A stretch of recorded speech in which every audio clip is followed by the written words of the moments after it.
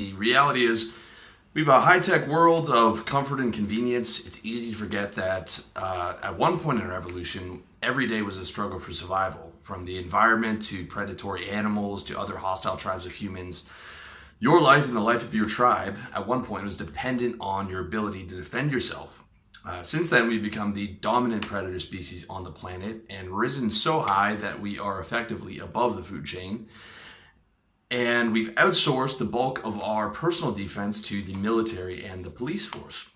However, jail does not mean anything to some young dumb thug who wouldn't think twice about sticking you up for a couple $100, or from some dummy in the club who won't hesitate to start a fight over nothing.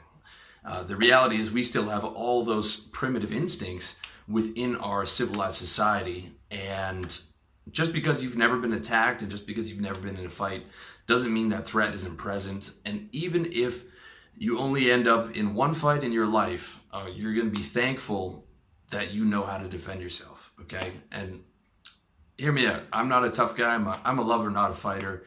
But I would like to think that I could defend myself and my people if push comes to shove. I do have that switch, and it is something that I would like to avoid, but at push comes to shove, I do believe that I could defend myself and my people if need be. But more importantly, in terms of self-defense, is using your brain, okay, to avoid fights in the first place. All right, just a quick legal disclaimer, understand the self-defense laws in your state and country and follow them, okay? I'm gonna break down like total avoidance of situations, but if you are getting into a fight, you should understand the self-defense laws and act accordingly so that you don't end up with an assault charge, okay? So the first point I wanna make is the point of avoidance. This is the first rule of self-defense.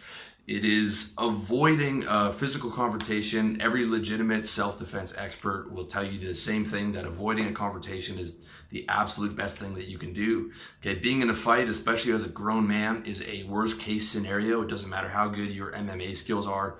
Nothing good can come from getting in a street fight, okay? In a fight, you can get beaten, you can get stabbed, you can get shot, even if you're winning, okay? Because the guy decides to pull a weapon that you didn't see, or he has two friends that come rushing out of the club that you didn't see before until it's too late.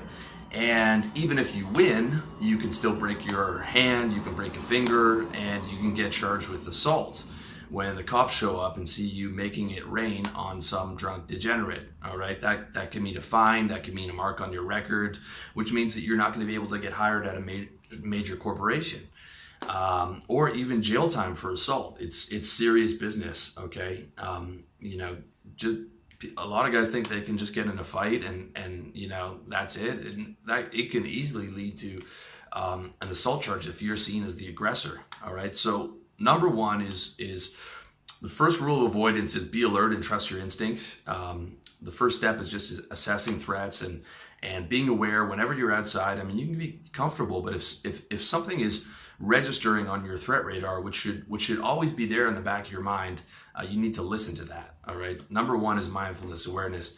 Number two is getting rid of friends who cause problems or fight, okay? Those guys are only gonna bring you down in the game of life. You wanna surround yourself with winners. You are the 5 people you hang around with, and if you're hanging around with people that cause trouble and cause problems, you're gonna find yourself ending up in fights, which is not cool. Number three, don't go places where degenerates are. That means dive bars, dangerous clubs, especially those after hours drug dens. You know the kind of clubs I'm talking about that are open till 6 o'clock in the morning. Okay, nobody goes there except for druggies and drug dealers and thugs. Those are the only people that can be out until 6 o'clock on a Wednesday night. An easy way to avoid these types of situations is just to go to nice places, nice restaurants, nice lounges. If you can't afford to go somewhere nice, then stay in or go out less. And if you're broke, if you can't afford it, then you shouldn't be going out too much anyways. You should be focusing on getting your income up. Step 4, live in a safe neighborhood, in a safe city ideally. I feel a lot safer here in Chiang Mai than I did in Toronto. Toronto's safe for a big city, but I remember walking home at night in downtown and there'd be like 3-4 guys that my radar would go off of who didn't look quite right. Whereas that rarely, almost never happens out here.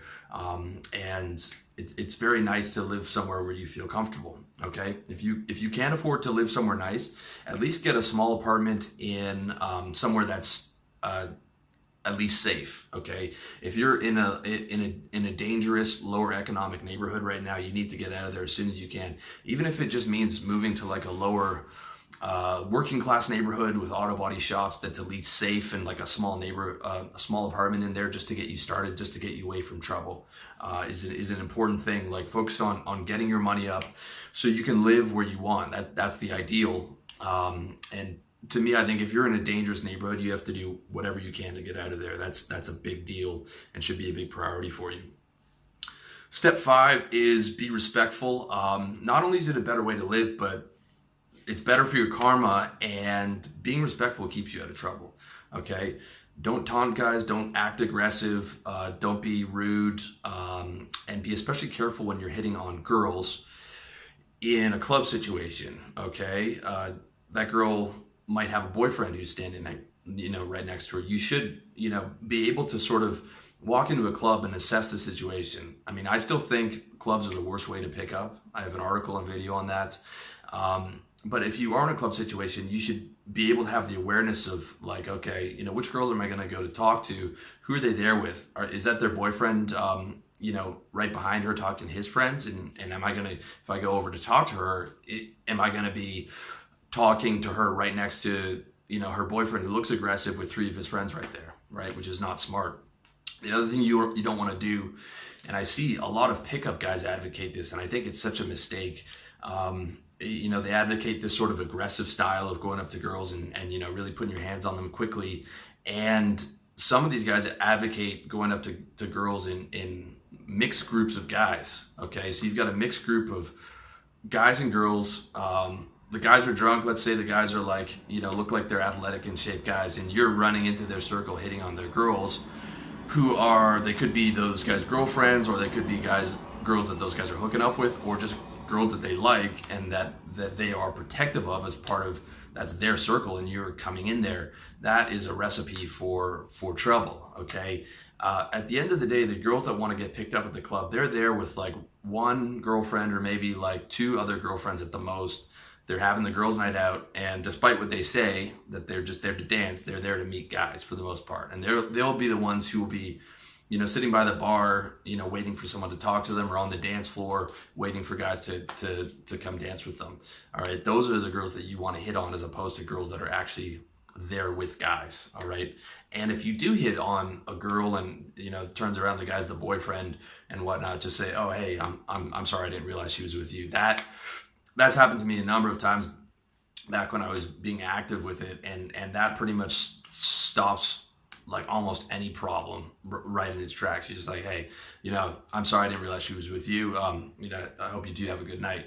And it's also just a common courtesy. So if you're at a club and some guy's hitting on your girlfriend, and because that's happened to me as well, and then he apologizes, that's I respect that as a common courtesy. I don't think it's a weakness. I think it's a respectful thing to do, and it's a smart thing to do. Step 6, avoid thugs when you see them. Okay, if you see a group of guys hanging around the ATM late at night, do not go to that ATM. If you're walking home late at night from a bar downtown, which again you shouldn't be, it's not smart in this day and age, and you see a bunch of thugs on one side of the street, it is not weakness to cross the street. It is smart. Okay, because you're not going to be able to take 4 or 5 guys down, 4 or 5 aggressive thugs down if they want to cause trouble with you, which they very well might be. Even if you went to a nice lounge downtown, you're taking my advice, you're going to nice places. Walking back home from downtown in a major city at night, a lot of the times is not smart. Taking the subway at night with a bunch of drug kids on there is usually not smart, as opposed to a cab. The other big one is that, that late night 24-hour McDonald's, there's fight in there, there's dumb kids in there, there's drunk people in there, especially if you're walking in and you're well dressed and you're with and your lady and she's well dressed. You set yourself up for potential problems. Okay. Step 6, and this is the final step on avoidance. If you're a wealthy businessman, especially in a country that is not particularly wealthy, and maybe you have a high profile if your company is well known, Um, it makes sense to get security or a driver if you can afford it, to protect yourself, and to live in a gated community, and to take those extra precautionary measures, even if you're traveling and you're sort of a wealthy guy. I know that Tim Ferriss, when he calls for pickup in a city that he's flying into, if it's not a especially safe city, if he's going to Mexico City or something along those lines, he will book the cab under a fake name. So because he's a public figure, so that if he sees the limo driver, the airport driver holding up the name Tim Ferriss, he knows that he's being set up.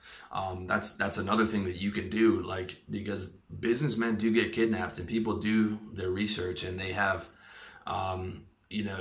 people on the flight, in the airlines who tell them about passengers or things of that nature.